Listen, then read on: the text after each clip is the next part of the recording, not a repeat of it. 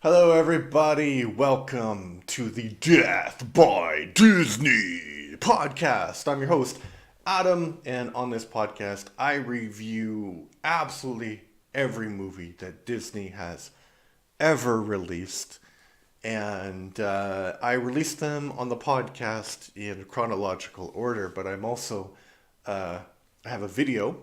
So the video on the YouTube, there won't be in chronological order because I've been making this podcast for a long time, but the videos are a recent thing. So it won't be in the same order, which gives you look at my hands, which gives you the ability to get different kinds of content at different times in different places, which I guess is the best way to go.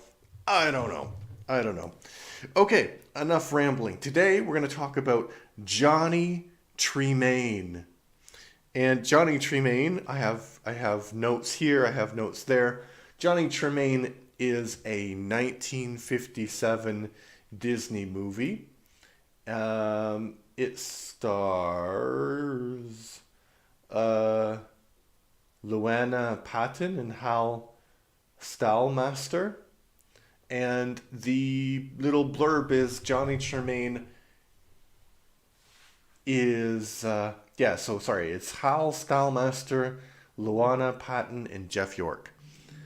Johnny Tremain is drawn into the Revolutionary War and becomes a patriot, fighting to free the colonies from England. Along the way, he learns about life and about himself. So, hold on, I got to get my notes here. I watched it last night, and just to get it out of the way, I gave it 7 out of 10 stars. And I said it's surprisingly good.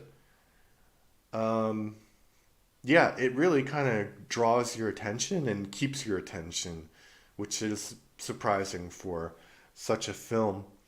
Um, the whole thing is about tariffs, though. So now Trump has gone in and said, oh, tariffs are this wonderful thing, but the entire Revolutionary War was begun because of tariffs, how the colonies did not want to pay the tariffs that the British were charging them on tea. And even there's a point in the movie where the businessmen of Boston, they want the harbor to be open again, so they say we'll pay this fee that you're asking of us, this fine. And the people in Boston were like, no, no, no, we're going to do that. This is like a principle of ours. And basically they were saying no taxation without representation, which is a pretty valid principle, but you have to also realize that they were colonies. At the time, they were not like regular parts of England, and obviously that's why the Revolutionary War happened, of course. But yeah, the main driving force was that they were English colonies, and before the American Revolution, there was the French and Indian War, and the French lost. Why did the French lose? They lost because the British were protecting British North America. So that's what the tariffs were to pay for. So it's not like they were being charged because the king wanted a new palace or something. They were being charged to, uh, you know, kind of pay back the money that they owed, or maybe that was borrowed to protect them.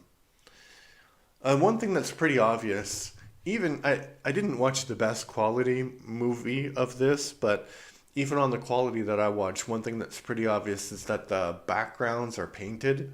Like if you can tell, maybe I should get like a background that's not a real, like a green screen. You can tell this is actually my living room, that's my couch. Like, so you can just tell if something is painted or not generally, especially in old movies. No, that was pretty interesting. Another interesting thing is, so Johnny Tremain, oh, yeah, Johnny Tremain is presented as sort of this heroic figure, and of course the revolution is presented as heroic. So it's kind of interesting to take a look at the perspectives of different characters and how it's just these are terrorists, right? They are seducing the young to come and work together for a terrorist cause. But because it's the American Revolution, we're supposed to say, oh, yeah, it's fine. It's fine. You being a terrorist and you recruiting boys to fight for you. That's perfectly fine. Yeah. Um, but so what I mean by it's a good demonstration of that because the older men are kind of grooming the younger men to be these revolutionaries because the older men, like these older politicians, they're not going to die on the battlefield. It's going to be these young people. So that's pretty interesting. Although I said that um, this kind of gets a pass because it's about American Revolution, I think even now this film would be problematic for people in MAGA because it's clearly against the government, right? It's taking up arms against the government, which apparently is the whole point of the Second Amendment, but I guess it depends on what government you're fighting against. Yeah, so I don't think that the actual revolution would be popular now because it is a revolution, and revolutions are generally against the establishment. They're not conservative uh, things. Although interesting was that they there were slaves in this, and I'm surprised by that, but they're not really commented upon. It's just you have maybe the filmmakers were saying something about that because they didn't actually have to have those characters be black, right? I'm sure that there were people who worked for rich people in North America who were not black, right? They were just servants. So maybe they're saying some kind of thing like I don't know. Maybe I'm imagining too much about that. I don't think that Disney had any ulterior motives apart from the how to say that. They didn't have any ulterior motives apart from the thing that Disney and this kind of propaganda that they grew up with. Although this is in the middle of the 1950s, so height of the Cold War. So also kind of dangerous to talk about revolution at the height of the Cold War, I would say. But yeah, they did mention slavery. They didn't mention it directly, but there were slaves. Um, Also, one thing that kind of it's not just this movie, but one thing that kind of has always bothered me about revolutionary movies is, especially about the American Revolution, is the American colonies are at most maybe about 100 years, maybe 80 years old at this point. 80, 90 years old. So every house is 80, 90 years old or younger, and everybody there is an immigrant.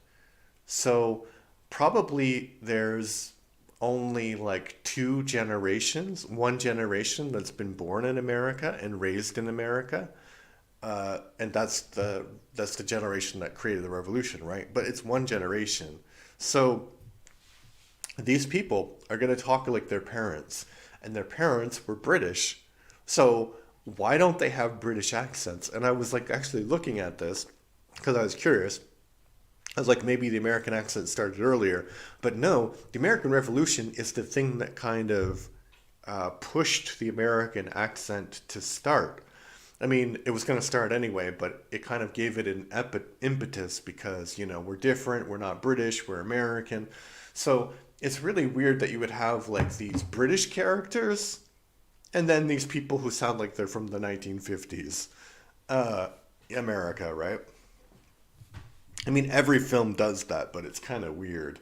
And I think if you had a film where they did speak more like each other, you would get the idea that this was not like some fight against some foreign land. This was a civil war, right? Like the people in the same families chose different sides, and the losers were like I don't want to say ethnically cleansed because they were the same ethnic group, but they were forced to leave and, you know, go to Canada and stuff and tarred and feathered and, you know, which is not as fun as it sounds. It doesn't sound very fun at all. But yeah, so that's interesting. Um, da da da da da. What else? Also, the the thing that I liked the thing that I really liked about this movie is that even though it is pure American propaganda, it never dehumanizes the adversary, right? So there are British people in the film who are jerks, but the whole British establishment, they're not jerks. And uh, they kind of behave in a very natural way, and they don't want to fight with the Americans because, they're their cousins and brothers, and, they're all Englishmen at this point, right? And also, this is like a generation before, earlier, they had a huge civil war in England. So probably that was in their mind that they didn't want to shed blood with their, their neighbors. So they're not portrayed in sort of an evil way, which I think more modern interpretations of this story do, of the story of the Revolution, kind of portray the British as these evil people, and they're not. They were just there doing their jobs, basically. Um, Another thing that I liked is, so I don't really know a lot about the history of the American Revolution, but this, it doesn't talk about the whole thing. It talks about the events in Boston that started the revolution. And so it's the Battle of Concord and Lexington. And so the first battle are, you have these British troops and they're lined up very professionally, and they say to the Americans, who are lined up somewhat less professionally, like, leave, put down your guns, we don't want to hurt you. And the Americans are like, we're not going to put down our guns, we're here, we're going to fight for our rights, etc. They didn't say etc., of course. We're going to fight for our rights. But then uh, there's just a shot that goes off. And like the camera is looking at the British, but you don't see a British person, a soldier firing. So it's unclear who shot first. And I really like that, actually, because, it's a movie 100, 200 years after the events happened. And they don't need to be historically accurate about that. A lot of other things about the movie are changed. So yeah, I like how they don't know how it started, and then they start fighting, and the British are surprised that the Americans actually won the first battle, this little skirmish, and the Americans are also surprised that they won. And it also does a good job of showing how disciplined the British were, and how the actual war was won. Like, I don't know if it was actually won this way, but the stereotype is like, the American guerrillas were sniping at the British redcoats, and that's basically what they do. And the British retreat to Boston, and the British general says some great line like, yesterday we were in control of Boston, and now we are besieged on all sides. So it's great. That part's great. Um, yeah, so I would say quite surprised by how good this movie is, being a Disney live action movie from the 1950s. It's not great. It's not like the best movie you're ever going to see, but if you're going to see one movie, one live action Disney movie from the 1950s, I think this would be it. All right, other people had some other thoughts about it. So what I like to do is I like to give you some trivia connected to the film, and also give you sort of what I call the voice of the people. So a positive review and a negative review. Today I'm going to start with the negative review. The title, Just Plain Awful. Spoiler, most of the characters were removed that played an important part in the book. Also, in real history, they didn't place lanterns in the Liberty Tree. It was in December when the tree would be bare. Spoiler warning, Rab does not die, which he does in the book. Also, Johnny wasn't in the thick of fighting at Lexington and Concord with Rab. Johnny had also only heard of the fighting. Adding on to that, there was no reason to make this into a family movie Doing that completely removes the point of this movie. It was meant to be about a teen's point of view in the war, not a family comedy movie. Overall, this is a waste of time. The book is way better than this junk.